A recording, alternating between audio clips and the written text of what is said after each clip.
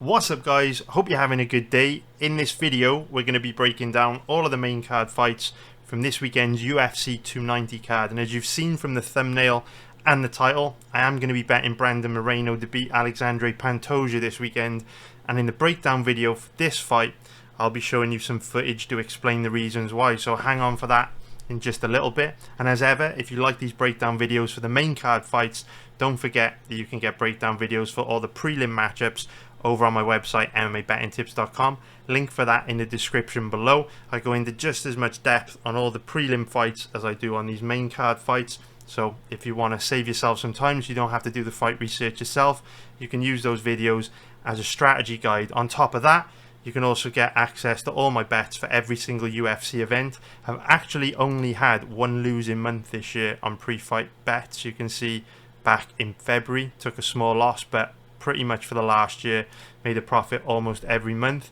And as ever, if you would like to gain access to my live betting tips, you can head on over to my website and sign up.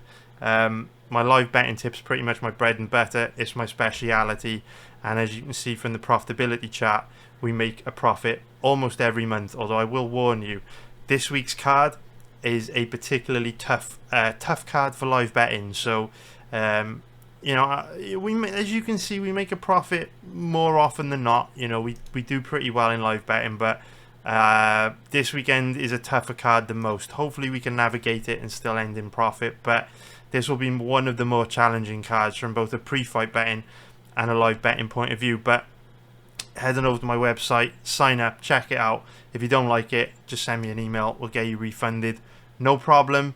But I think you will like it because it's pretty cool.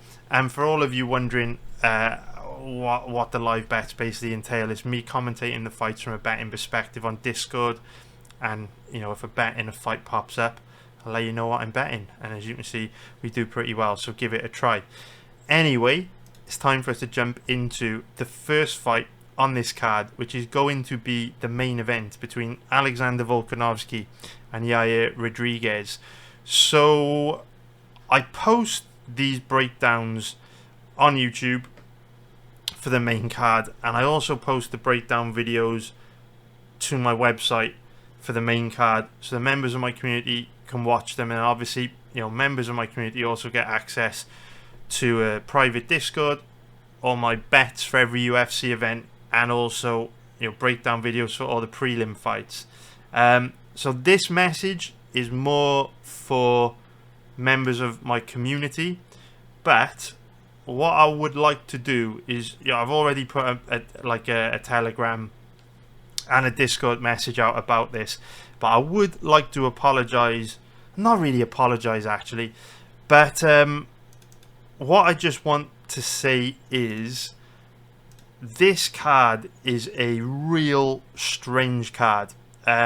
I've researched it in like record fast time, which is why these breakdown videos are out earlier than usual, and as a result the breakdown videos aren't gonna be as long as they usually would be. Now this is not because I haven't put just as much time into researching the fights as I always would, and it's not because you know, I'm skimming over anything. Ultimately, it's just because styles make fights, and there are so many stylistic matchups on this card which are just not very complex or interesting. It's like a very simple card.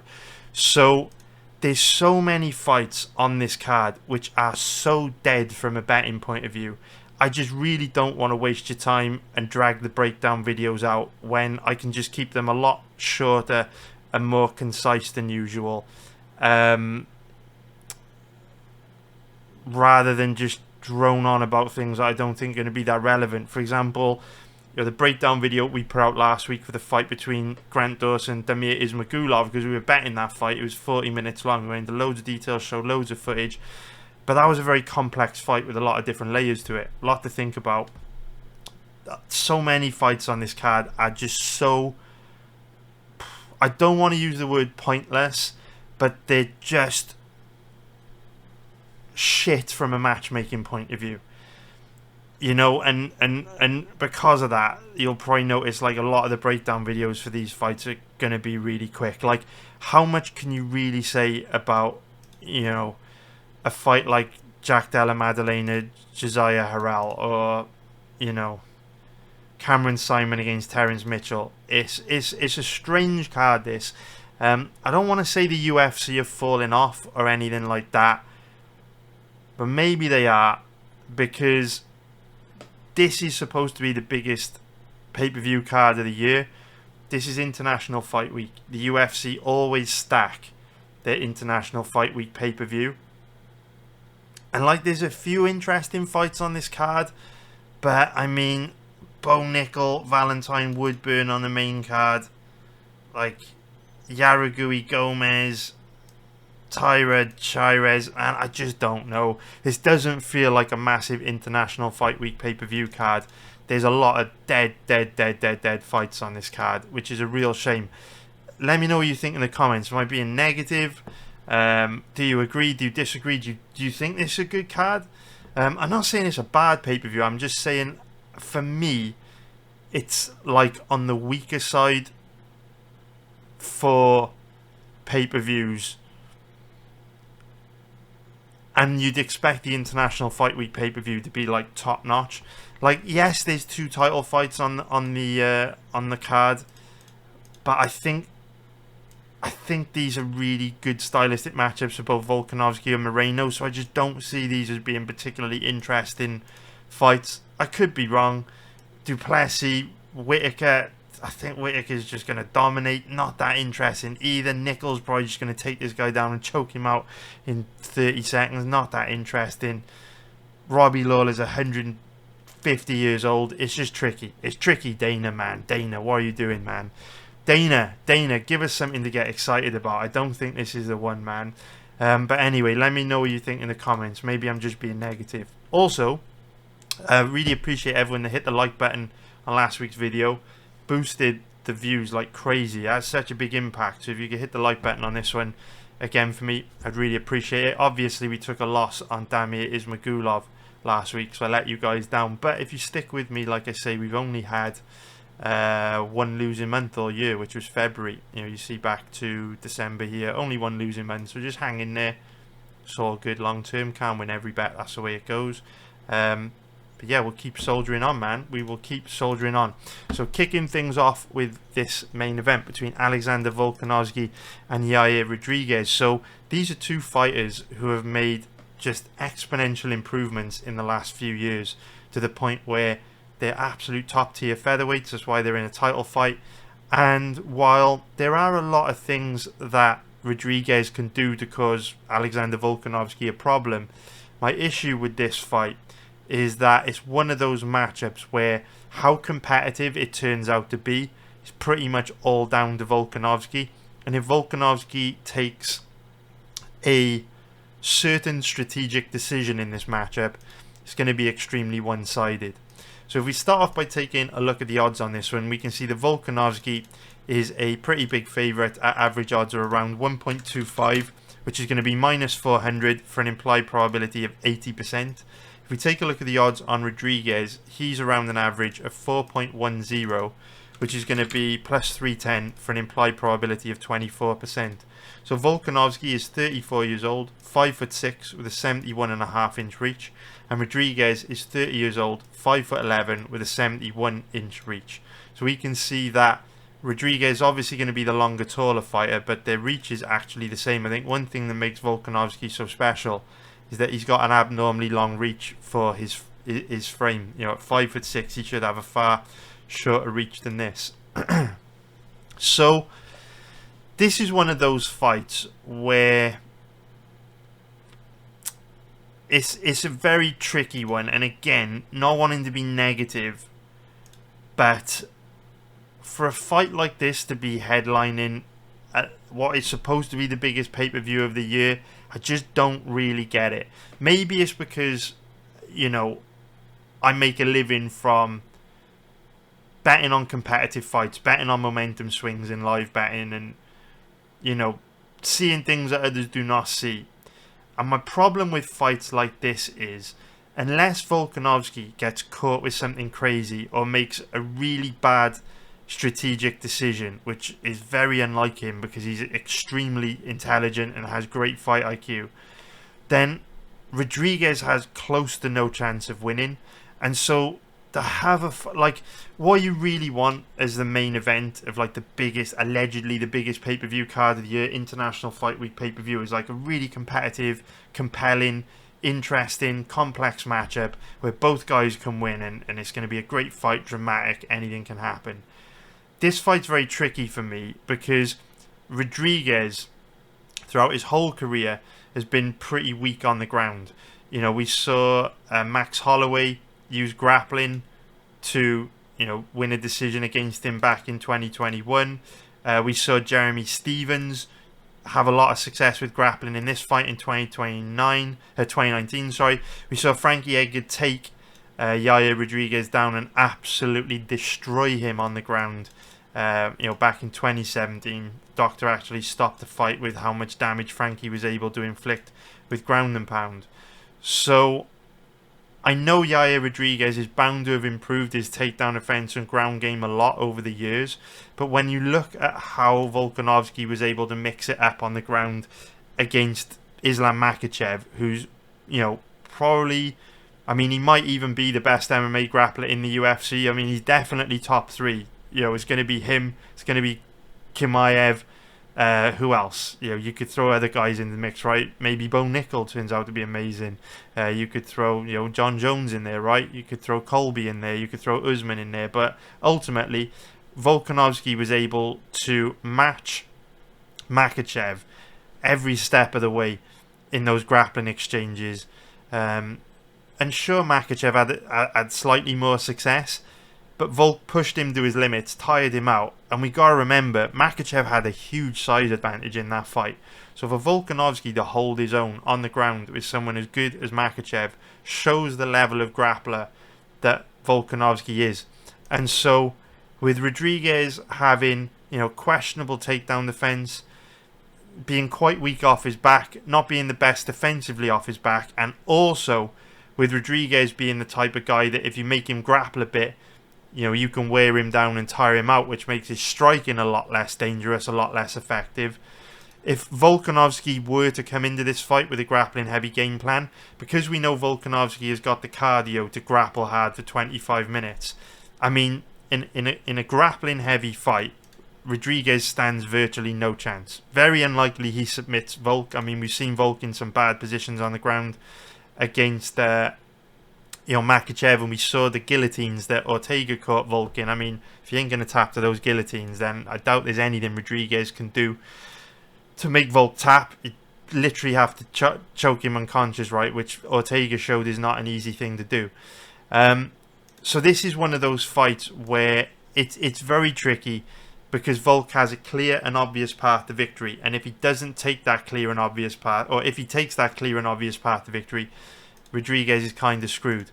Now, to be fair, I actually do give Rodriguez the advantage on the feet. I think Rodriguez has made massive improvements to his striking to the point where he gave Max Holloway absolute hell on the feet when they fought back in 2021. Rodriguez uses his length very well. He lands nasty, damaging, impactful shots. His boxing's improved a lot. And he does, like I say, he fights long, uses length well. Volkanovski's a very traditional boxer. And I think Rodriguez is going to have a lot of success on the feet in this fight. One of the things in particular I think Rodriguez can have a lot of success with are his body kicks. Look at the amount of damage he inflicted on Josh Emmett with those body kicks in his last fight. He absolutely ripped up the body of Emmett and hurt him really bad, which is not an easy thing to do. We saw how tough and durable Emmett was against Ilia Topuria, how much damage he was able to take and hang in there. So I do see Rodriguez having a lot of success on the feet against Volk, especially early when they're both fresh, and Rodriguez can kind of stay light on his feet, mobile, move around, use a lot of footwork, chip away at Volkanovski. But the thing is, as soon as Volk's kind of had enough, of fucking around on the feet. He can just go to a grappling heavy game plan and likely ragdoll Rodriguez. Now, in some ways, this fight is interesting because we don't usually see Volkanovski do that. You know, for the most part, Volkanovski tries to keep fights standing and win a stand-up fight. So a way in which this matchup could get interesting is if Volk lets his ego get the better of him and he tries to win a kickboxing match against a very good kickboxer in Rodriguez. Sometimes we see fighters make bad tactical, bad strategic decisions, and you know, they don't take the easiest path to victory for them. In this case, which would be grappling. Like I say, Volk doesn't use grappling heavy game plans ever, really. He grappled a lot against Makhachev, but he was kind of forced to because he was Makhachev initiating the grappling. But, you know, Volk is such a smart guy. If he's getting lit up on the feet, if he's dropping rounds on the feet, I just don't think he's stupid enough to just not get this fight to the ground. Even to the point where, you know, if he really, really wants to put on an exciting fight for the fans, even if he just takes Rodriguez down for a couple of rounds, wears him out with some grappling, that's going to make Rodriguez, you know, much more flat-footed, much less effective on the feet, slow Rodriguez down, and then close the skill gap between the two. Because I do think Rodriguez has the advantage on the feet. Much more of a dynamic striker. You know, fights longer. You know, just throws a more diverse range of attacks, really. Volk's very much a boxer, whereas Rodriguez can do it all. But the thing is, Volk is a cardio machine, fights at a very high pace. And Rodriguez does slow as fights wear on. Not by a huge amount, but how much you make him grapple can accelerate the rate at which he slows, and Volk is an amazing grappler. So, yeah, it's a bit of a dead fight from a betting point of view, and it's absolutely Volkanovski's fight to lose.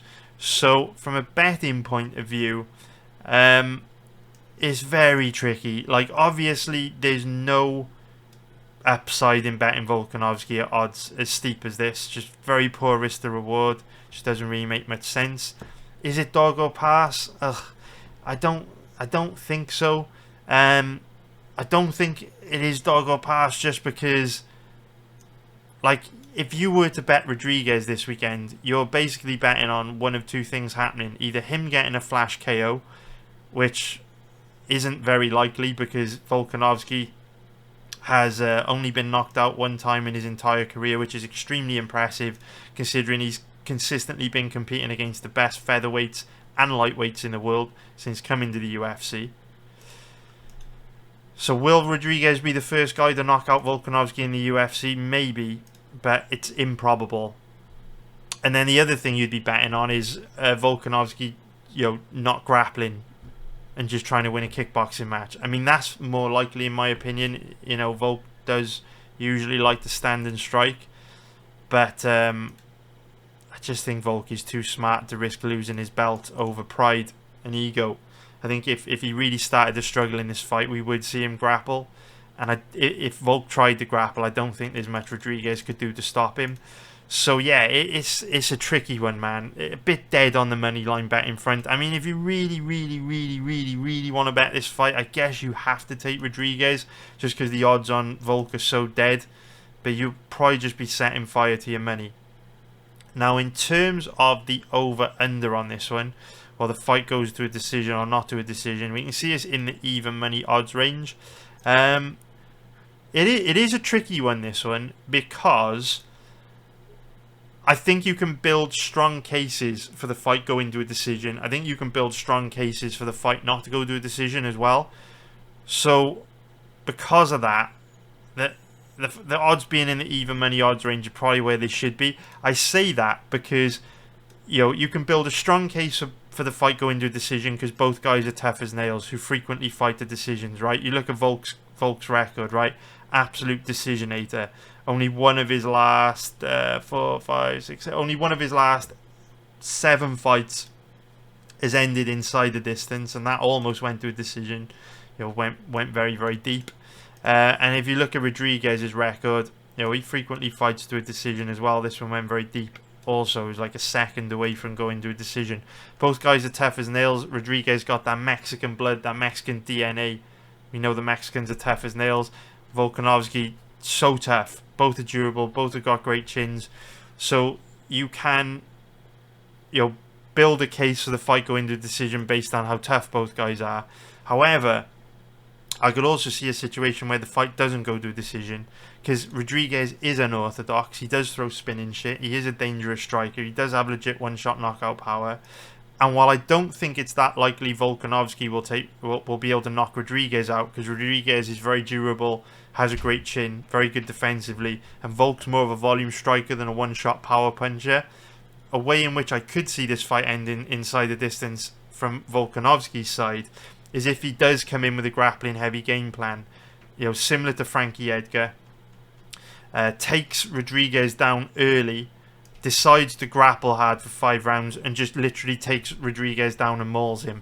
If Volkanovski comes into this fight with a grappling heavy game plan, which I don't think he will, but if he did, took Rodriguez down in round 1, just got to work, grinding him out, tiring him out, beating him up with ground and pound, I think we would get to the stage where, by the 3rd, 4th, 5th round, Rodriguez would be too tired to defend himself in the ground, and that's when Volk could probably start to get a stoppage with ground and pound. So that's where you could also build a case for fight going to, or not go into a decision. So yeah, I don't have a strong feeling on that.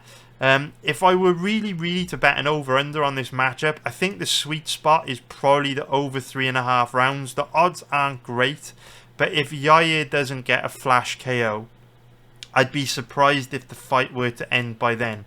I think if Volk were to take Rodriguez down and wear him out and get a stoppage on the ground, it would come later than the 3.5 rounds mark, because Volk will probably start a bit slow, take the first round off, not use any grappling in round 1, feel Rodriguez out a little bit, find his range, and then if he were to grapple, he'd probably be into that 2nd and 3rd round, which means Yair wouldn't really start to slow until the 4th and 5th. So that's kind of like the sweet spot. I'm not going to be betting it myself. I'm going to be avoiding all of this, just because when I bet the over-unders, I like to have a really strong feel on where the fight will or will not go to a decision, and in this instance I can kind of see a case for both sides. So that's not something I'm going to be betting myself, but I hope you found that kind of perspective useful. In terms of the prop bets on this one, Volkanovski by decision is the one that jumps out to me, but the odds are absolutely terrible, so I wouldn't bet that. Absolutely dreadful odds. You are not getting a particularly good risk to reward ratio with that. Also, Volk by knockout or TKO, if he were to get a stoppage by ground and pound, odds are also absolutely fucking terrible. So yeah, prop bets absolutely dead on that fight. I would give them a miss. So now let's break down the next fight between Brandon Moreno and Alexandre Pantoja, co-main event. One of the most interesting fights on the card. Of course, this is the trilogy. These two guys have fought twice previously. Pantoja's actually won both previous matchups, which is very interesting because he's a big underdog in this fight. So does that mean there's value on Pantoja here? Well, that's what we're going to get into. If you've seen the thumbnail for this video, you probably realise that I don't think there's value on Pantoja here, so I'm going to explain why. So Moreno, pretty big favourite at average odds of about 1.50, which is going to be minus 200 for an implied probability of 67%. We take a look at the odds on Pantoja. He is around an average of about 2.65, which is going to be plus 165 for an implied probability of 38%. So obviously I have bet Moreno this weekend, and we got some work to do this month, man. If we take a look at the loose bets this month, at the moment we're down a little bit this month, which isn't good because we've only had one losing month this year. If you can see the profitability chart dating back to December, we've only had one losing month. The only month this year where we made a loss was this month here, February. But we are down a little bit, so we need to get back on track. Hopefully Moreno is going to help us take a step in the right direction. You can see last week had a couple of bets. Fakhredinov came through for us. Ismagulov did not come through for us. In fact, quite the opposite. Got absolutely dominated. So we're down a little bit, and hopefully we can get back on track and keep this winning run going. I'd be really disappointed if we made a loss this month, but 4 events still to come. You can see how well we've been performing. I'm sure we'll pull it back. And hopefully Brandon Moreno can be the first step towards that this weekend. So Why do I think Brandon Moreno is a really good bet this weekend when Alexandre Pantoja has already beat him twice? We can see that he beat Moreno back in 2018, and we can see he also beat Moreno in 2016 on the Ultimate Fighter. Well, let's get into it, shall we?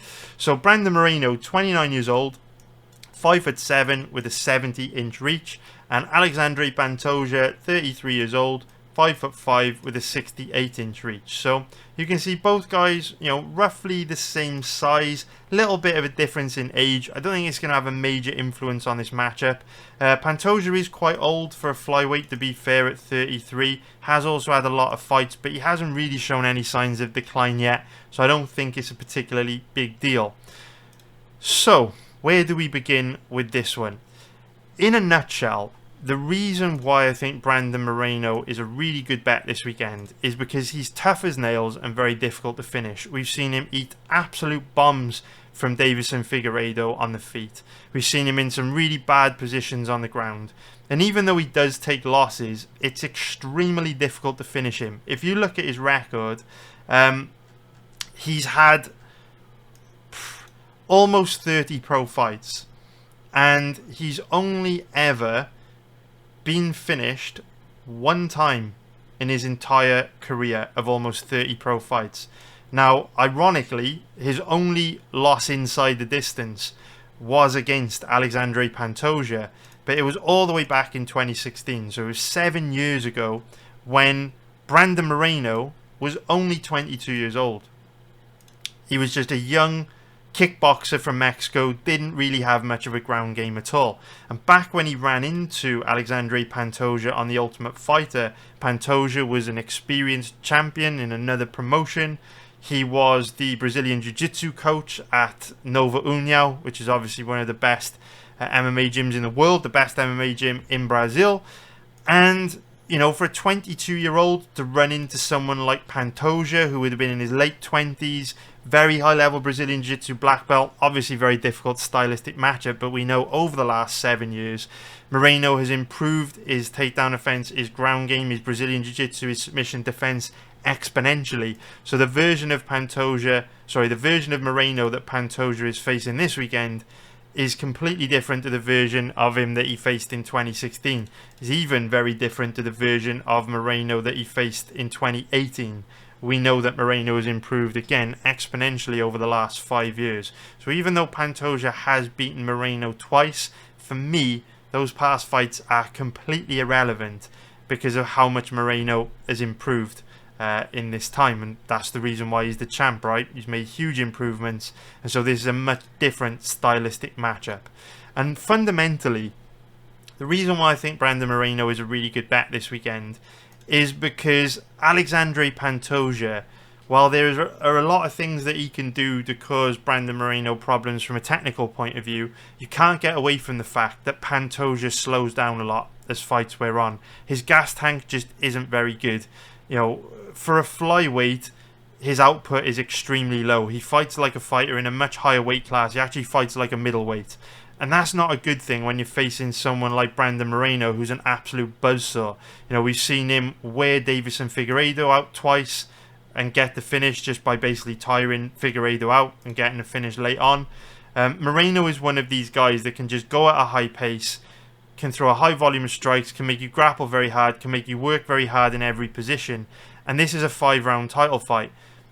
I could see Pantoja doing really well early in this matchup, but I just don't see how Pantoja is going to be able to keep up with the pace that Moreno is going to set for 5 rounds. So what we're going to do, we'll talk about how these two match up stylistically. And then just like last week with the Ismagulov-Dawson fight, I just want to show you a little bit of footage to kind of back up what I'm saying. Because as you guys know, the reason why we're able to put together winning runs like this, where we literally only have one losing month this entire year, is because we spend a lot of time researching fights, and we make sure we only get our money into positions where we've got a lot of evidence to back up the reasoning behind we think a certain bet is a strong position for us to put our money. So we'll show you some footage of Pantoja looking very tired in fights in just a little bit. But first of all, let's break down this one stylistically. So when it comes to striking, in many ways the dynamic is quite similar to Brandon Moreno and Davison Figueiredo, where Moreno's got the volume. You know, he throws a high volume of strikes. He can get the jab going. He can get the leg kicks going. He can pepper Pantoja and chip away at him. Now, I'm not saying Moreno doesn't have knockout power. We've seen him hurt guys on the feet. But he doesn't have the same power that Pantoja has. Pantoja has decent power in his hands and lands hard, impactful shots. The problem with Pantoja is, like I've said in previous, or like I've said earlier in this breakdown video, Pantoja is one of these guys that fights like a guy in a much higher weight class, and that's not a good thing because his volume is very low, very flat-footed, doesn't really do very much, and just very much throws single shots.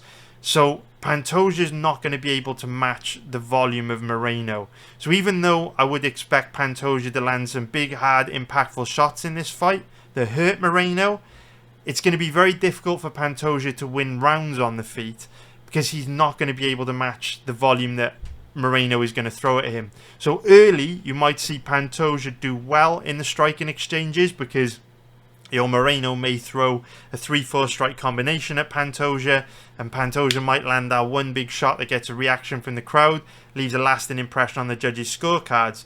But into that 3rd, 4th, 5th round, when Pantoja starts to slow, his hand speed slows, his volume drops, it's going to be very difficult for him to win rounds from Moreno because we know as the fight wears on, Moreno gets better. He picks the pace up, increases the volume, whereas Pantoja gets significantly worse. Now, in terms of grappling, it's a very interesting fight because Pantoja has a huge advantage on the ground. He's a high-level Brazilian Jiu-Jitsu black belt. He's got good offensive wrestling, excellent grappling control, and he's the former Brazilian Jiu-Jitsu coach of Nova União. So we've seen him in Claudia Gadea's corner. We've seen him coaching alongside Claudia Gadea on The Ultimate Fighter. Pantoja has an ultra high-level ground game. But like we were saying with Grant Dawson last weekend, Pantoja is the kind of grappler who's cursed in many ways.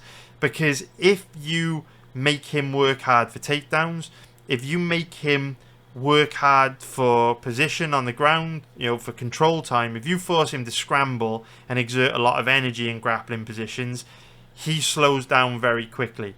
So he's kind of got a blessing and a curse with his grappling in the sense that he's very high level, like Grant Dawson is. But if you can make him work hard, his grappling becomes significantly less effective. And what we know about Brandon Moreno is that he's not the easiest to take down. He is very scrambly on the ground. And wherever the fight is, he can push a high pace. So while I do expect Pantoja to have a lot of success with his grappling early, because he can cause Moreno big problems if he gets the fight to the ground early, if he doesn't get a submission early, he's in a difficult position because the grappling early in the fight will probably slow him down and make him much less effective later in the fight. And if he doesn't grapple early in the fight, he runs the risk of being too tired to grapple in the second half of the fight. So Pantoja's in this really, difficult position really, where he's got a very big advantage over Moreno. But he needs to think very carefully about when he uses it because he definitely doesn't have the cardio to use it for a full 25 minutes unless he can do what Dawson did last week and not exert much energy on the ground by obtaining dominant positions on Moreno for long periods of time and just controlling Moreno for long periods of time in the same position where he doesn't have to exert much energy for takedowns and he doesn't have to exert much energy with grappling control. That could happen, but it's not very likely with how scrambly Moreno is on the ground, how hard he works. And remember, we're trying to put our money into, situations where the odds are overwhelmingly stacked on our side and we're betting on most likely outcomes. Can Pantoja, take Moreno down, get to his back, control him from back control like the majority of the 25 minutes? Maybe, but it's very, very unlikely. And we'll show you some footage of the reasons why it's pretty unlikely. So what I want to do now, a big part of the reason why I think Moreno is a good bet this weekend is down to Pantoja's gas tank. So what I want to do is basically show you some footage of him slowing down so you can kind of understand the reasons why I think Moreno is a decent bet here. So When it comes to gas tank, the important thing to remember is that how much a fighter slows down and how much a fighter gasses is usually, not always, occasionally you get guys like Kevin Lee with just genetically bad cardio, but for the most part, how much a guy slows down will be basically down to how much energy they exert, how hard you can make them work, and that's where this fight starts to get a little bit complex. If you take the example of Grant Dawson last week, right? When we were going through the footage of Dawson, we showed examples of Dawson looking very tired into the third round of his fights, into the second half of his matchups. But remember we said that in order for Dawson to look like that and start to struggle and to not have the energy to get the fight to the ground, Ismagulov needed to make him work very hard in the first half of the fight, which he didn't do. He gave up cheap takedowns, gave up his back, which meant Dawson had a lot of grappling control, which meant he was able to conserve energy, and then his cardio held up better very deep into the fight, which enabled him to still be extremely effective in the third round. The exact same thing applies here, where the rate at which you're going to see Pantoja slow will completely depend on how hard you make him work, because ultimately, he trains at one of the best gyms in the world. He eats a good diet. He trains very hard, right? He's unfortunately one of these guys that genetically just does slow down in fights. But because he's an absolute dog, because he's very experienced, because he knows how to pace himself, he's only going to slow down a lot if you make him work hard. And so in this fight against Manel Kape, he doesn't slow down as much as other fights because... well, there's a couple of reasons why he doesn't slow down as much as other fights. The first reason being, there's not a whole lot of grappling in this matchup. For the most part, there's a lot of stand-up. And remember what I said earlier on. Pantoja's kind of got a bit of a blessing and a bit of a curse, where he's got a really high-level ground game. But the more he uses it, the faster he gets tired. His cardio holds up a lot better in stand-up fights. But that's mainly because his output is so low. So if you watch Pantoja's fights, he really doesn't throw very much. He loads up on big singular power strikes and doesn't throw a whole lot of volume. And so because of that, because he's not doing a whole lot on the feet, he's kind of just following Kape around the octagon, throwing singular strikes. He's not burning through as much energy as if he were to grapple hard. And you'll see the difference in some other clips I'll show you of how tired he looks when you make him grapple a bit. So Pantoja doesn't look that tired in the third round of this fight, because if we just skim through the entire fight, you can see that not a lot happens. It's kind of just a kickboxing match where both guys are stood in the middle of the octagon, exchanging shots. Every once in a while, Pantoja opens up and lets his hands go. Here steals the round very, very late on by jumping on top of Kape. But for the most part, this is like a cagey chess match where neither guy really exerts too much energy in the first two rounds. It's just a kickboxing match. They're in the middle of the octagon, exchanging shots. Pantoja hasn't got to grapple hard, doesn't really try to take Kape down. There's no intense grappling exchanges. Kape doesn't throw a particularly high volume of strikes, so Pantoja is not forced to react. And so by the third round, we skip ahead. Pantoja's not looking crazy gassed, which is what I want to show you.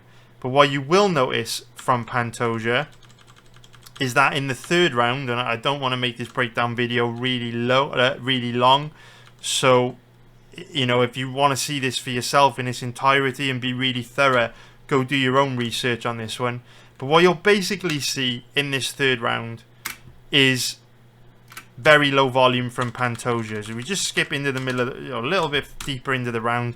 What you'll see is in this third round, Pantoja doesn't do a whole lot. Now, that's partly because he thinks he's won the first two rounds and he's kind of just coasting a little bit. But another part of it, and what you'll notice with Pantoja, is that as the fight wears on, his volume drops in every round, because as he starts to get more and more tired, he throws less and less. So we'll keep this fight up for, a couple minutes maybe, just so you can kind of see it. We're midway point of the third round. And you'll just see that Pantoja doesn't really do a whole lot. He's in the middle of the octagon and, throwing the odd single shot here and there, coming forward with the odd blitzing attack.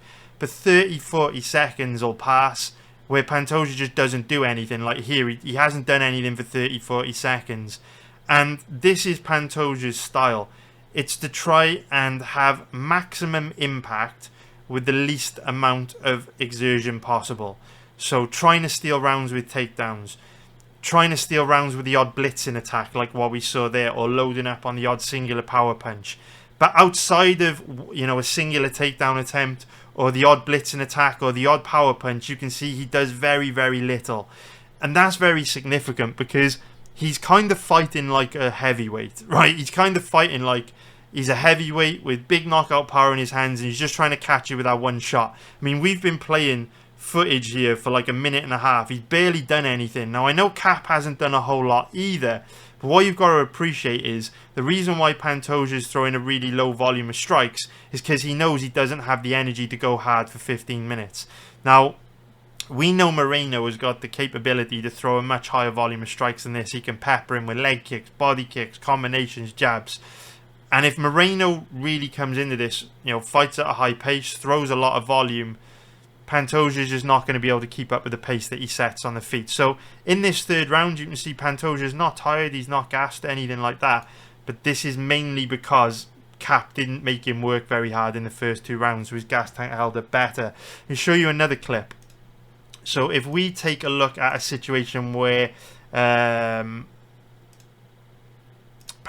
does start to look pretty tired, it's actually this fight against Brandon Moreno where he actually won it in round 2.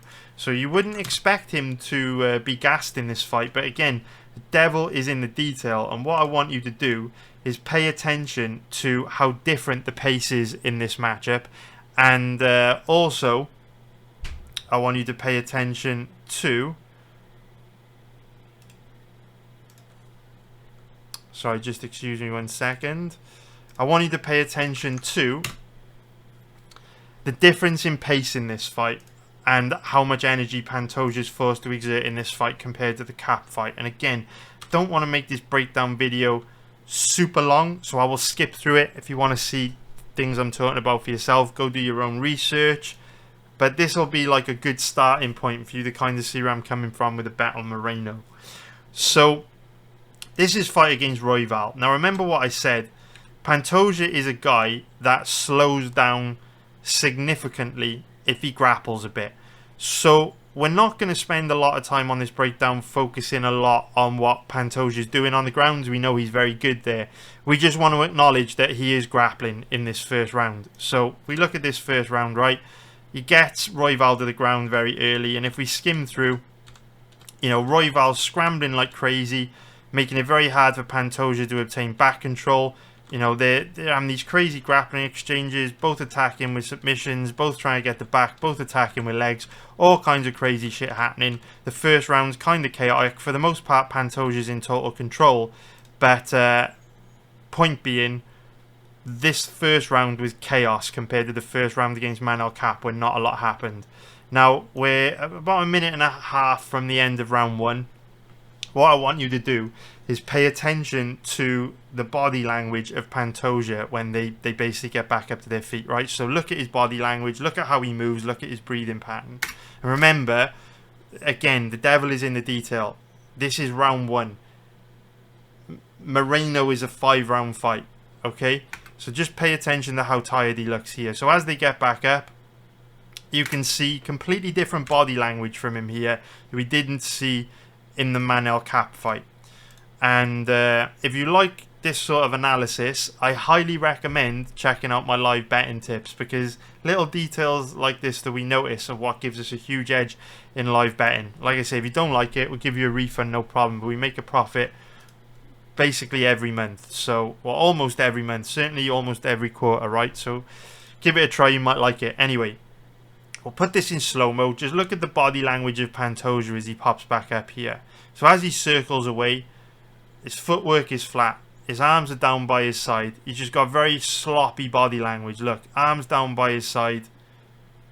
And he's looking very, very tired here. Look at how low his arms are compared to the Cap fight. Look at his posture. Doesn't look anywhere near as comfortable here now. Doesn't look anywhere near as confident as he did against Manel Cap. We'll speed it back up. Look at how sloppy he looks here. He literally just flops to the ground. And for a minute and a half, We have a little bit of grappling here, minute and a half still left to go, but just look at his body language here, right? Just subtle signs like this. They get back up, big visible deep breath. He's got his hands down by his side, watch. Look at that, big visible deep breath. And notice the difference in hand speed between the two as well. Pantoja's hand speed looking very, very slow. Look how slow his hands are here. Now, this is 1 minute left to go in the first round. We know that Moreno's got the cardio to put it on Pantoja here. Look at this. Look at this. Royval walking him down, peppering him. And you can see Pantoja's arms are slow and heavy. He is catching Royval because Royval's bad defensively. But this is the first round. Imagine if Moreno puts it on Pantoja like this in the first round of this fight. Pantoja's going to be too tired to defend himself by, the end of the second round. Let alone the fourth, the third, the fourth, the fifth round. We know Moreno's far better defensively than Royval. Much better offensively, throws a much higher volume of strikes. And you can just see here, Pantoja is just struggling to defend himself on the feet because of how tired he is. So anyway, again, tired body language, right? His mouth is open wide, hands down by his side. His posture is nowhere near as confident and as comfortable on the feet as it was against Cap. And that's because this first round has been contested at a much higher pace, right? Looking very tired. And this is round one. This is round one. Moreno is a 5-round fight. So we'll go into the the second round now. A similar story, really. You can see, obviously Pantoja's just had a minute to recover in between rounds, in between the first and second. So he's going to be coming out quite hard. But you can see again, nowhere near as much physicality on the ground. Royval's able to kind of push down on the head, overwhelm him on the ground. Look at this, Royval just out-muscling him now in this position because of how tired Pantoja is. He doesn't have the same physicality in these grappling positions, the same energy as he had in round one. Now Royval makes a catastrophic mistake here and gives his back up and ends up getting submitted. But you could see there was a clear momentum swing in that position where Pantoja was getting extremely tired and was just looking nowhere near as strong in those grappling positions. On the feet was looking bad defensively and slow. This is very early into the fight. Now, we can go all day giving examples of, Pantoja looking tired and sloppy late in fights. And again, I don't want to drag this breakdown out. I don't want to drag this breakdown out, make it much longer than it needs to be. But you can see that Pantoja's won the odd decision here and there. One here. But for the most part, there's a little bit of a trend over the last few years where if he doesn't get a quick finish, he's quite likely to lose a decision, even to the point he lost a decision against Dustin Ortiz. He won a decision against Brandon Moreno. That was because Moreno had no ground game back in 2018. He does now. He barely scraped past Eric Shelton. And I know these fights were a long time ago and Pantoja's improved a lot since then, but the point being, his cardio hasn't. And at 33 years old, which is pretty old for a flyweight, is unlikely to be getting any better at this stage in his career. So let's take a look at the Askarov fight. And all I want to do is scroll to the third round. And we're not going to make this breakdown super long. I just want to show you basically how Pantoja looks in this third round. Now, we know, Moreno doesn't slow. He can sprint for 25 minutes. Moreno can push a crazy pace for 25 minutes, right? What I want you to do in this third round is just visualize the fact that this is a 5-round fight. And this is round 3, right? I just want you to pay close attention to the low volume of Pantoja. The fact that he just doesn't do a whole lot late in fights.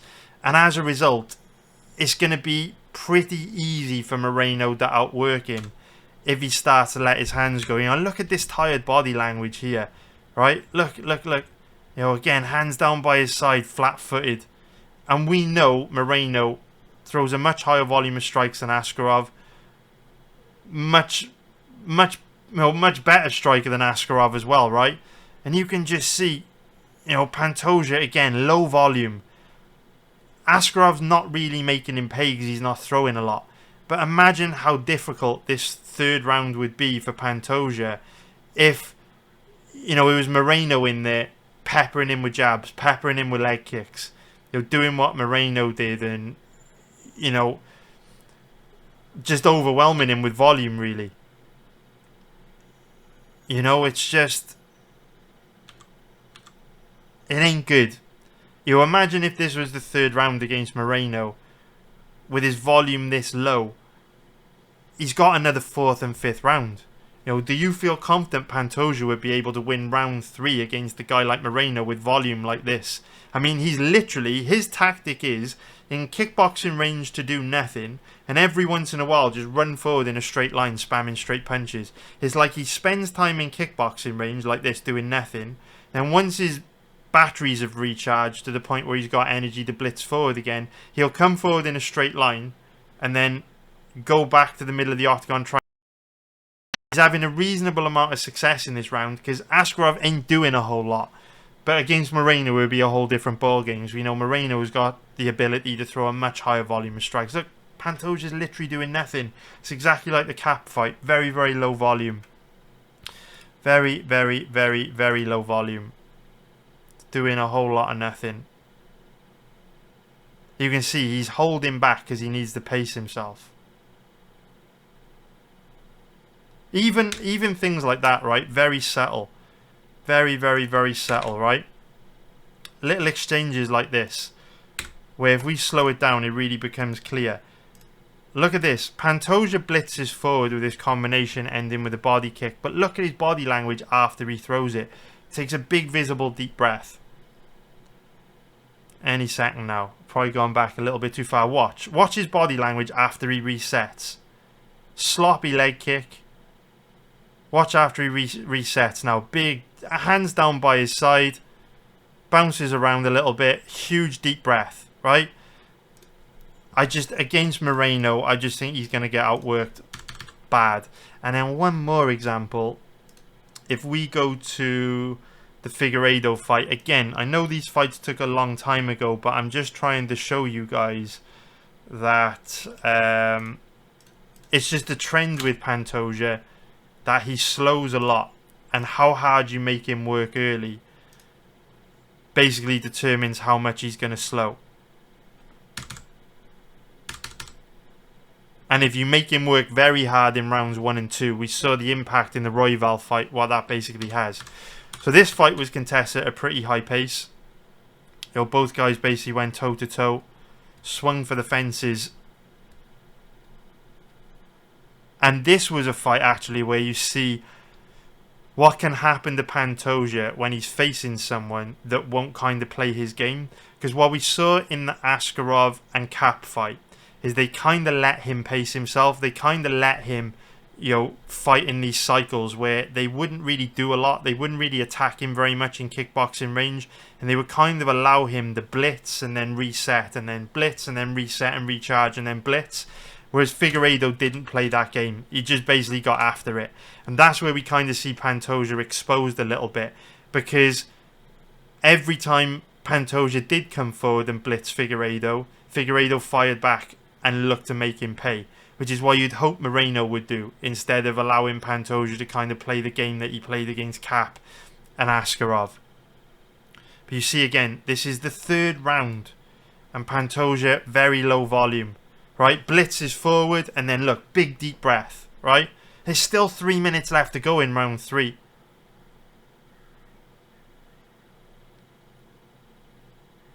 Right?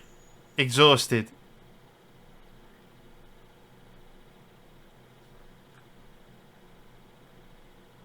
Very, very low volume. I mean, I can't blame him that, you know, I'd think it was low volume too. If I was fighting Figueiredo, right, he's terrifying. You wouldn't want to poke the bear. But the point being, there's a trend we're seeing from Pantoja. Very low volume. Look, he's so exhausted, he just flops to his back here.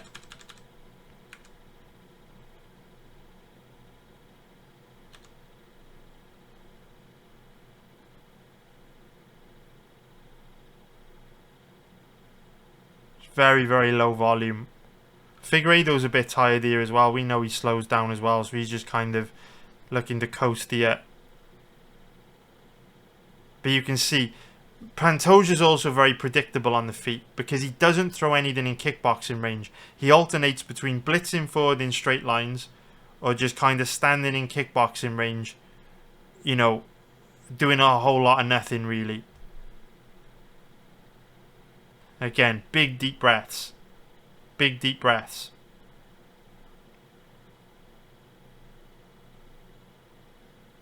Beautiful takedown defense from Figgy.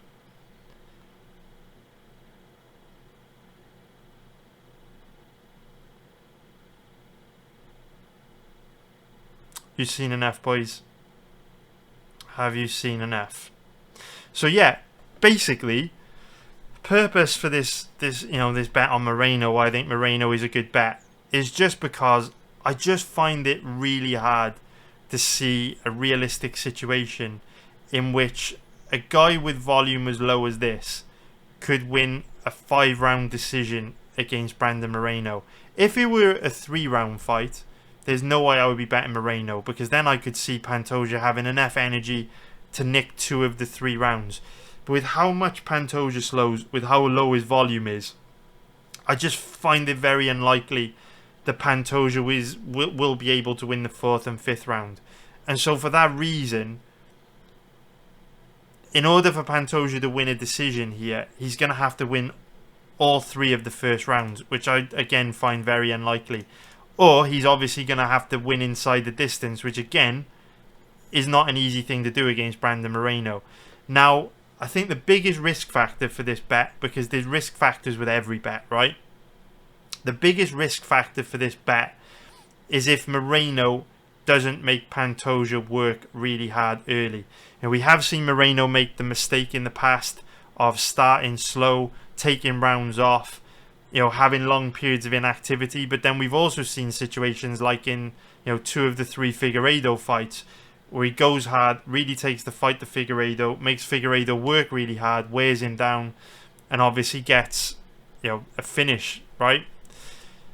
If Moreno comes out the gate really hard, makes Pantoja work hard early, it's a very, very difficult fight for Pantoja. It becomes winnable for Pantoja if Moreno plays the same game that Askarov and Cap did, and they don't take the fight to Pantoja, they don't make him work hard, they just kind of get into a friendly kickboxing match in the middle of the octagon. That could happen, but even if that were to happen, I still think Moreno has got a pretty good chance of winning, because I still think he's the better striker out of the 2. Pantoja certainly hits harder, there's no doubt about that, but for me, Pantoja is very predictable on the feet, where he kind of does nothing in kickboxing range and then just blitzes forward. If Moreno starts to get a read on that, and 25 minutes is a long time, he should be able to use his footwork and movement to just spot the blitz attacks coming and just circle away and neutralise Pantoja in the same way a lot of Pantoja's past opponents have done. So I do like Moreno this weekend. Like I say, there's risk factors with every bet, but for me, 5 rounds is a bit of a nightmare for Pantoja. I just don't think his volume's high enough to cause Moreno a problem. And if Moreno does lose this, which is absolutely possible he might, but if Moreno does lose this, I think it's going to be down to bad fight IQ, bad decision making, where he just goes easy on Pantoja and doesn't push a high enough pace to exploit Pantoja's cardio issues. So let's now take a look at the over-under on this one. So it's interesting, right? It is very, very interesting. So I do think it's more likely this fight goes to a decision. You saw how much damage Pantoja took in that Figueiredo fight. He's an absolute dog. He is tough as nails. Brandon Moreno is also an absolute dog. He is tough as nails. However, I mean, you do see Pantoja fighting to a decent amount of decisions. What I would say though is, even though both these guys are very tough, similar to the Volkanovski versus Rodriguez fight, if Moreno does push a high pace early, like if Moreno comes out the gate hard like Brandon Royval did, and just forces Pantoja to sprint in round 1, I do think it's going to be very difficult for Pantoja to go the distance, because I just think he'll be too tired to defend himself in the 4th and 5th round. Because even when you look at him in that 3rd round against Figueiredo, Yes, Figueiredo hits a lot harder than Moreno, but Figueiredo didn't really throw a high volume of strikes in that third because he was tired too. We know, we've seen in the Figueiredo fights, that when Moreno smells blood, he picks the pace up and he really tries to get you out of there. So I could see a late stoppage from Moreno. I think it's more likely the fight goes to a decision because both guys are tough as nails. You know, especially if Brandon Moreno starts slow, that increases the probability the fight will go to a decision. But I don't have a strong feeling on it, so that's not something that I will be betting. Again, similar to the Volkanovski-Rodriguez fight, the sweet spot is probably the over 3.5 rounds, where, you know, it's one of those situations where both guys are probably tough enough to go that long. I'd be surprised if it ended under 3.5 rounds. So for that reason, if you do want to bet the over-under on this one, which I am probably not going to be doing, if you do want to bet the over-under, then over 3.5 rounds is probably the best over-under out of all of them. So in terms of prop bets, Moreno knockout or TKO, terrible odds. What are the odds on Moreno by decision? Terrible odds as well. I think the most likely outcome is Moreno by decision. Pantoja's a tough fucker. I just think he most likely gets outpointed across the 5 rounds. So yeah, I think Moreno by decision, but the odds are terrible. So props are a bit dead on that fight. I'll probably be giving it a miss. But let me know what you think in the comments below. Let me know. Do you agree? Do you disagree? You know, are you going to be betting Pantoja? Are you going to be betting Moreno? Let me know what you think. Hit the like button as well if you haven't already. And help me out, man. Give me a boost in views. I would really appreciate it. More people that get to see this, the better for me. It helps out a lot, man. The like button boosts the amount of views a video gets like crazy. It's actually kind of insane. So the first 2 fights we've broken down, the main event, the co-main event, we've gone into a decent amount of depth on both, particularly with the Brandon Moreno fight. But now we get into the fights which are quite a bit less interesting from a betting point of view.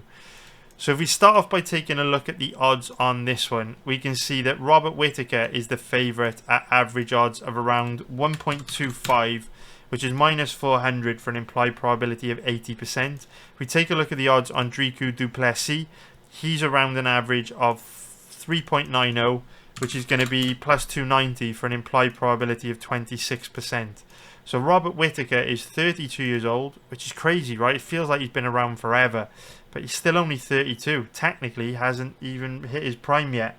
6 foot tall with a 73.5 inch reach. Dricus du Plessis, 29 years old, 6'1" with a 76 inch reach. So both guys roughly the same age, roughly the same size. I don't need to tell you boys, you already know what's up with this. It is a nightmare stylistic matchup for Dricus du Plessis.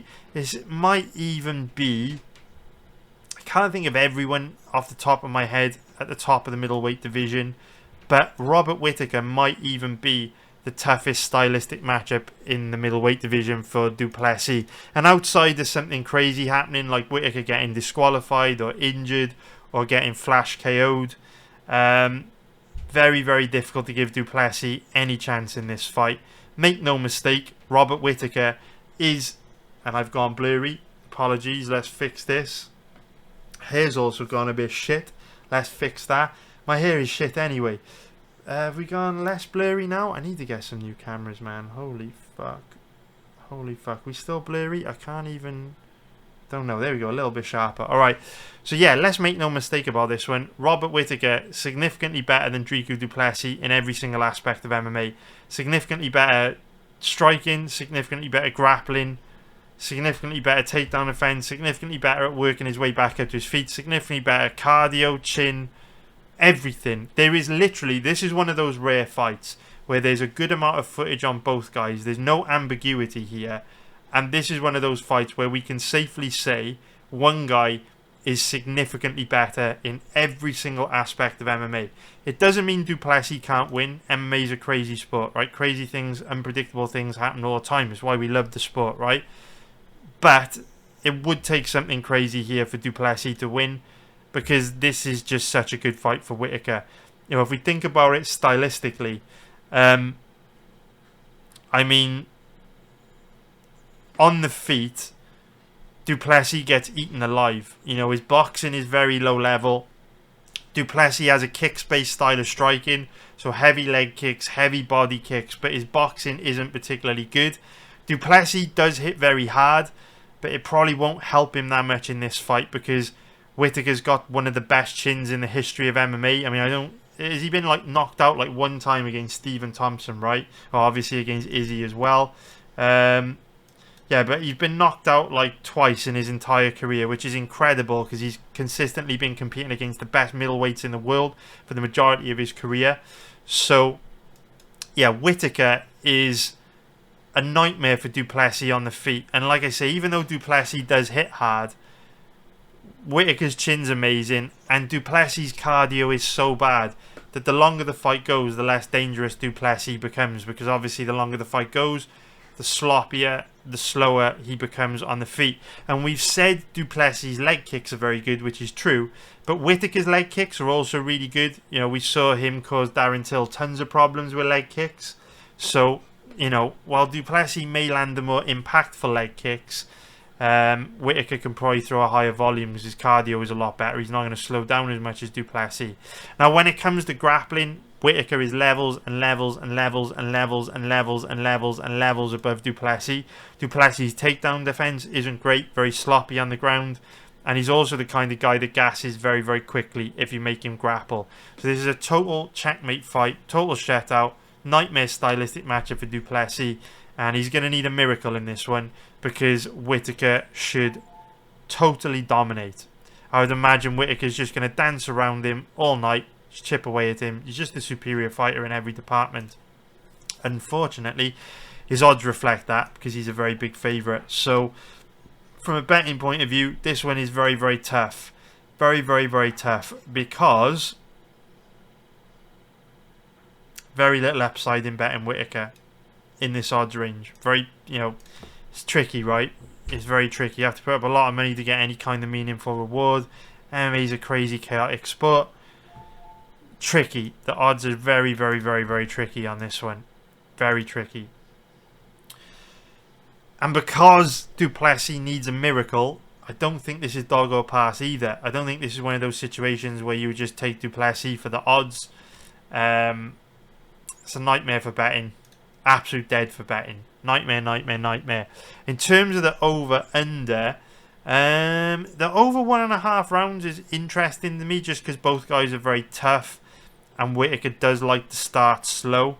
You know, he likes to take time to find his range, feel his opponents out. Doesn't like to get into any big exchanges early or take any unnecessary risks. He used to come out the gate very hard, but in recent years, he's starting to fight a lot safer, a lot smarter.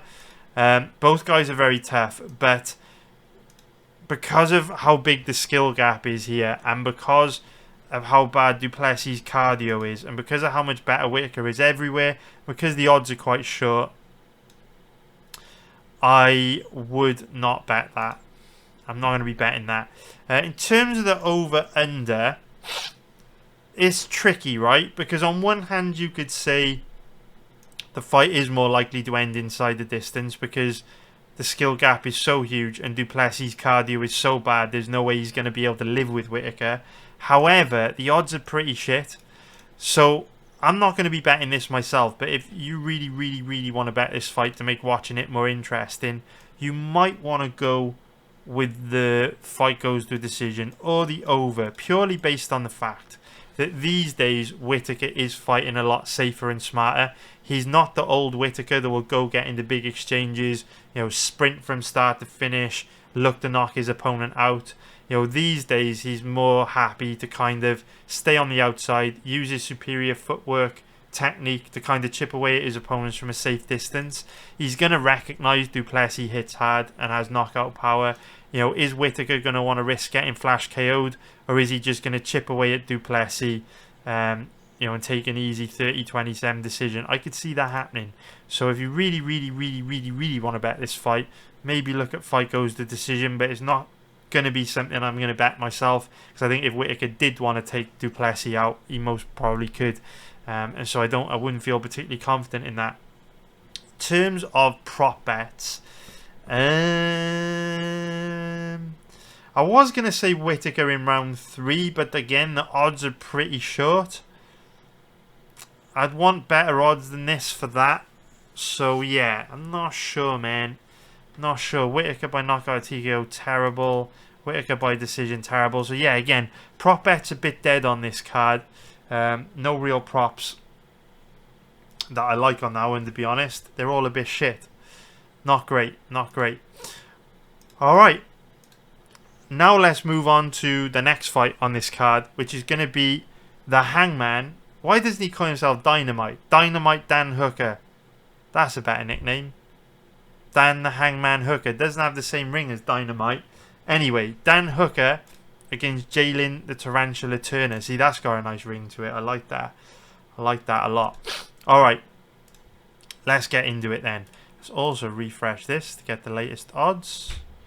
There we go. Okay, so Jalen Turner's the favourite. The average odds are around 1.40, which is going to be minus 250 for an implied probability of 71%.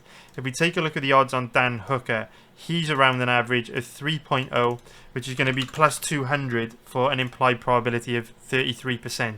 So Hooker is 33 years old, 6 foot tall, with a 75-inch reach, and Jalen Turner, 28 years old, 6'3", with a 75-inch reach. So what's interesting about this matchup is that, you know, on a very rare occasion, both these guys won't have a reach advantage or a size advantage over their opponent. You know, these two guys have got a size and reach advantage over almost everyone that they fight.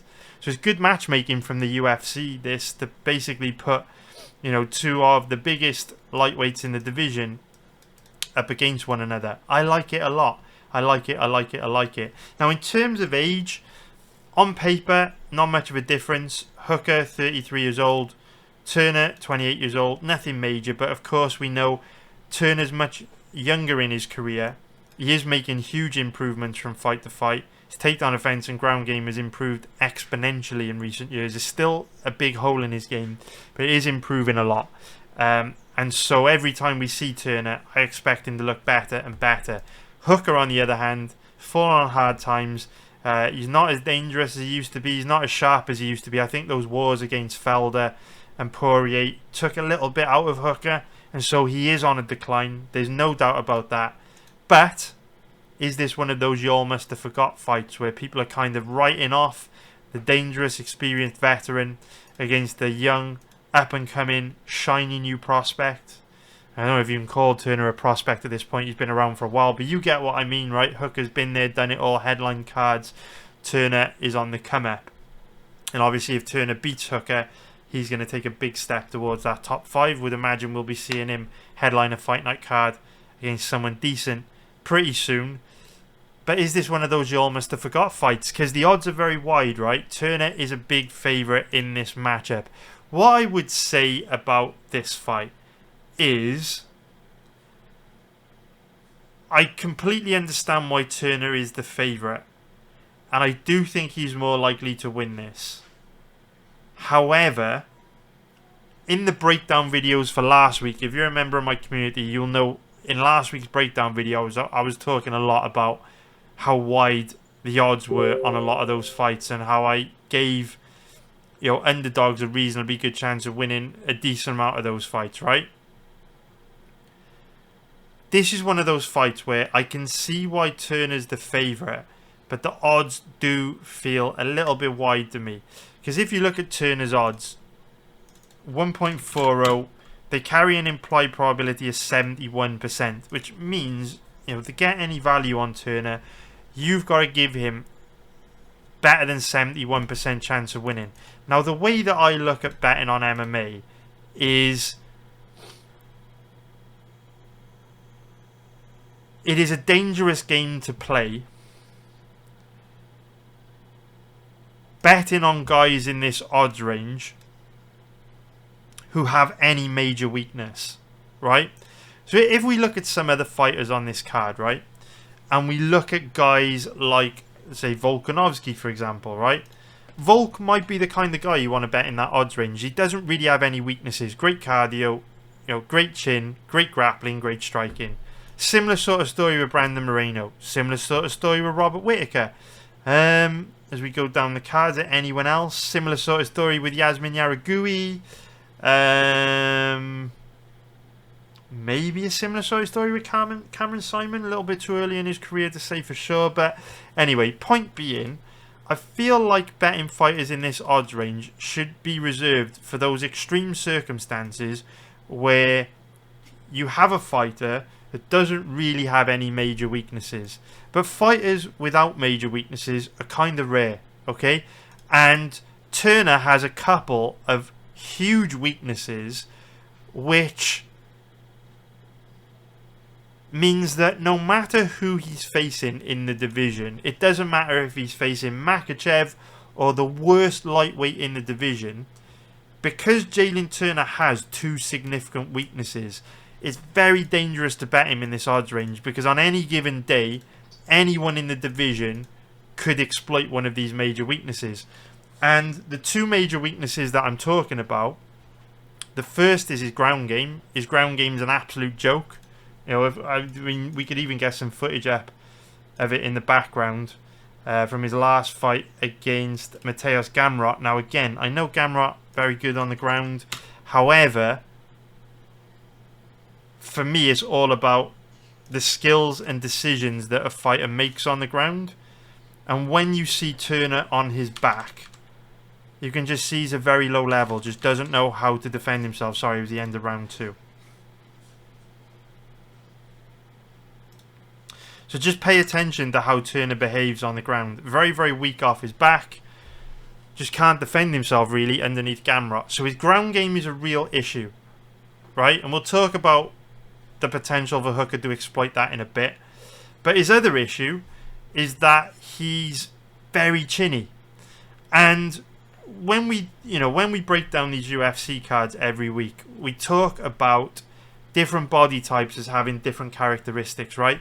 And we talk about, fighters with small, compact, muscular body types like Joe Anderson Brito last weekend as being difficult to take down and hold down, right? They have that low center of gravity, they're explosive, they've got that good balance, good athleticism. Guys like that, difficult to take down and hold down. Whereas you see guys with Turner's body type, long, lanky, weak in the lower body. One of the characteristics of this body type is that they do tend to be quite chinny. The best examples I can think of are James Vick and Stefan Struve. For whatever reason, guys that are abnormally long and tall for the division are just a little bit slow to react to their opponents. And they just, for whatever reason, can't really take a punch. I've seen in the comments below, I've seen a lot of people over the years kind of theorize that the reason why these abnormally long and tall fighters can't really take a shot like smaller, compactor fighters is because their longer necks mean that they just can't absorb a heavy shot in the same way. I don't know if that's the reason, but generally speaking, a lot of abnormally long, tall guys for the division don't have particularly good chins, and Turner doesn't have a particularly good chin. This is what makes John Jones such a unicorn and such a special fighter, because he's got the perfect body type for MMA, where he's long and lean and lanky and tall, but he doesn't have any of the negative traits associated with that body type, because his takedown offense is amazing, chin's amazing, great on the ground, very athletic, good balance, all that kind of stuff. But unfortunately, Turner is cursed by having a lot of the weaknesses associated with his body type, like the fact that he's chinny, like the fact his takedown offense isn't great, like the fact he's very weak off his back. He's very chinny. There's no way to dress it up. If you look at his record, he's been knocked out a good few times. Man. Knocked out by Vicente Luque, knocked out by this dude, knocked out by this dude. 3 knockouts in 19 fights. It's not tons, but outside of the knockout losses, we have also seen him get rocked, wobbled, and dropped in a lot of his fights. And one of the reasons why he does get rocked, wobbled and dropped a lot is because he just doesn't move his head very much in exchanges. He's quite slow to react. He's got fast hand speed, very technical striker, but he does just tend to get dinged a lot. Now, Hooker has an amazing chin, right? Might not be as good defensively as Turner from a technical point of view, but he's an absolute dog. We've seen him in absolute wars against Poirier, wars against Felder, and even as he gets older, he will become less durable. You know, we even saw him take a lot of damage in a recent fight against Arnold Allen. Now, obviously, you know, he was knocked out in that fight, but Allen had to inflict a lot of damage before getting him out of there, and Hooker kind of just got overwhelmed in that fight. It wasn't like he just got death shotted like Chandler did to him. But the point being, Hooker over the years has looked pretty durable, can take a shot. So this is one of those fights where when it comes to striking, there's no doubt that Jalen Turner is going to have a big advantage. He's more technical than Hooker. He's better defensively than Hooker. He's faster than Tucker. Faster than Hooker. He throws a more diverse range of strikes than Hooker. So Turner will outstrike Hooker. But Turner's a bit fragile. And for me, it's a big risk to bet on a guy in this odds range that has been wobbled so many times in his career. So you know, if you crack him hard, if Hooker lands one clean hard shot in 15 minutes, he's got a good chance of putting Turner away. And on top of that, we know how bad Turner is on the ground. We just saw it in those clips of the Gamrot fight. Now, admittedly, Hooker is primarily a striker. Hooker's offensive wrestling isn't the best. His ground game isn't the best. But what I would say about Hooker is in recent years, as he started to decline, he has shown more of a willingness to grapple. He's kind of, I'm not going to say evolving like Glover to Scherer, right? I'm not going to compare Hooker to Glover. But earlier in Hooker's career, he would never grapple, right? He would try and win a kickboxing match against everyone. Whereas in recent years, now he's accepting that he can't take a shot like he used to. Now he's accepting he's slowing down a little bit. Now he's accepting he can't keep up with these young, hungry bulls. You know, like the Arnold Allens, like maybe the Jalen Turners. We're starting to see him use more grappling in his fights. If you go through his record, you know, he used some grappling against Claudio Puelles, used a grappling heavy game plan against Nasrat Haqparast, used a little bit of grappling against Poirier, used some grappling against Felder as well. So even though Turner's takedown offense isn't terrible, even though Hooker's offensive wrestling isn't great, again, you've got to look at the odds and let the odds do the work for you.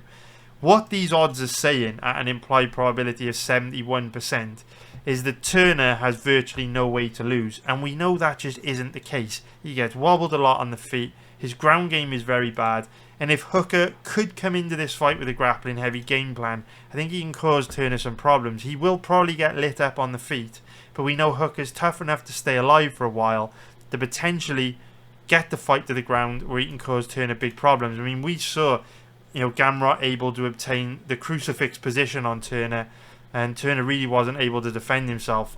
I know Gamrot's good on the ground, but I think a big part of that was also how bad Turner is on the ground, right?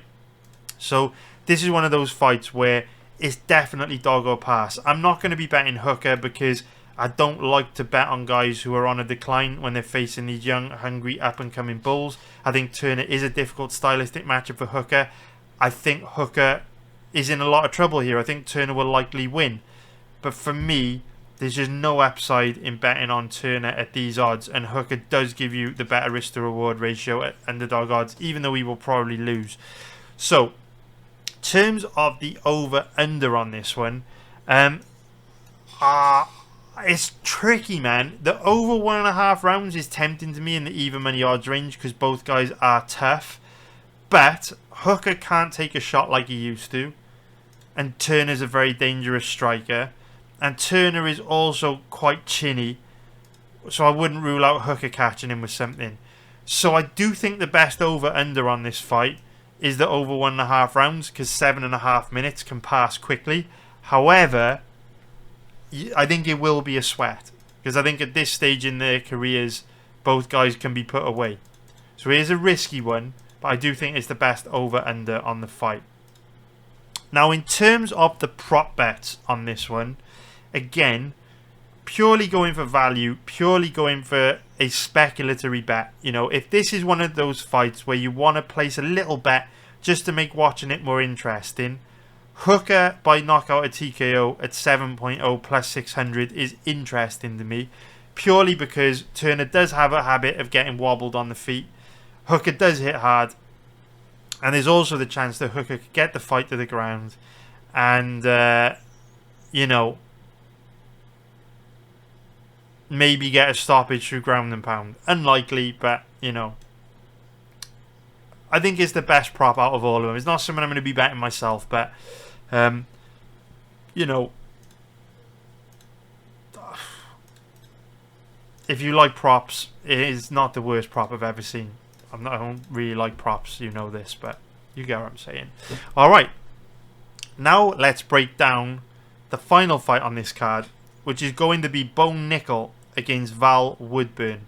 So Nickal, the biggest favourite on the card at average odds of 1.04, which is going to be minus 2,500 for an implied probability of 96%. Almost throw up when I say that number. Absolutely ridiculous. And the odds on Woodburn around an average of, say, 12.0, which is going to be plus 1,100 for an implied probability of 8%. I don't want to waste your time here, but I also need to highlight how the game of betting on sports is all about consistently getting your money in strong positions and over the long term winning more than you lose, which is why it's hilarious why loads of people love to DM me and make fun of me for losing a bet on Damir Ismagulov last weekend when we literally have only had one losing month on bets of this nature all fucking year. It amuses me because I think people don't understand the game that we're playing here. We're just trying to find advantageous probabilistic situations we can get our money into where over the long term we'll make more than we can lose, and we're going to suffer losses along the way. Fights like this are just interesting to talk about from a probabilistic point of view, because what you have here is two professional athletes in a cage fight to the death, and they both have 4 limbs that they can throw at each other, and yet one of them carries an implied probability of almost 100%. Like, let's call an egg. 96%, basically 100%, right? Not far off. It's in that ballpark. So what the bookies are essentially saying in this fight is that a guy that is 4-0 has only ever had 4 mixed martial arts contests. I don't care what he's done in wrestling. He's only had 4 cage fights to the death. Right? He's had a couple of amateur fights, but essentially he's had 4 cage fights to the death. These cage fights haven't lasted very long either. So we have no idea what Bo Nickal looks like in round 2. Again, I don't care what he looked like in wrestling. This is a cage fight to the death. Whole different ball game, right? Gone blurry again. Fucking hell. Really need to get some more cameras, man. What the fuck is going on, bruv? The autofocus is fucked on these cameras, boys. Anyway, like I was saying, boys. Like I was saying, right? Bo Nickal's never been past round 1. He's only had 4 pro fights, and the bookies are giving him an implied probability of 96%. It's just, I just don't know what to say, man. What do you say to that? What do you say to that? It's one of those situations where I've researched Valentine Woodburn. He's not very good. He's not terrible either, but he's not particularly good either. Very meat and potatoes fighter, very average everywhere, right? Doesn't seem particularly dangerous on the feet. Reasonably good striker, reasonably good grappler, reasonably good gas tank. Just a very average generic dude. Valentine Woodburn is like the dude that you face when you first start career mode on the UFC video game. Just some bland, generic, average dude that you just need to get by in career mode before you actually start facing UFC fighters. So I don't know, man. I don't even know what to say about this fight. It's like, will Nickal win? Probably. Is there value on Woodburn? Probably. Because this is stupid. This is stupid. This is fucking stupid. Like, Nickal could throw a leg kick, blow his knee out. Throw a punch, get a compound fracture. He could get flash KO'd. He could get disqualified. Like, these odds are mad. But the thing is, and we talk about this all the time, value doesn't pay the bills, right? If you bet on Woodburn this weekend, I guess you're kind of playing roulette, right? You're hoping something crazy happens. Because Nickal will most likely take him down and choke him to death. But a 96% implied probability, it's silly. And you know what? The UFC should be ashamed of themselves that they even put in a fight together like this on the main card of what is supposed to be the biggest pay-per-view of the year, International Fight Week pay-per-view, and we've got a guy with a 96% in probability opening up the main card. It's a joke. I haven't even mentioned the fact that Woodburn's taking this fight on less than a week's notice. So yeah, Nickal probably wins, but it's a silly fight and absolutely pointless. Because the fight only got announced yesterday, we don't have over-unders, we don't have prop bets yet. Pointless. Absolutely pointless. Is that the best you can do? So anyway, hope you found that breakdown useful.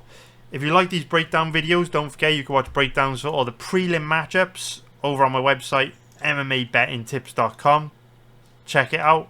You'll find all my pre-fight bets on there as well. And don't forget to give live betting a try. I think you'll like it a lot, boys. I think you'll like it a lot, although this weekend's a particularly difficult card for live betting. Yeah, with that being said, man, hit the like button if you haven't already. It boosts the views so much on these videos, boys. It's crazy. It makes it more worthwhile for me to put these out. And yeah, subscribe if you haven't already. Have a great week, boys. Hope you make loads of money this weekend. Hope you crush it. Take care, everybody. I'll see you all next week. Nice one, guys. Bye.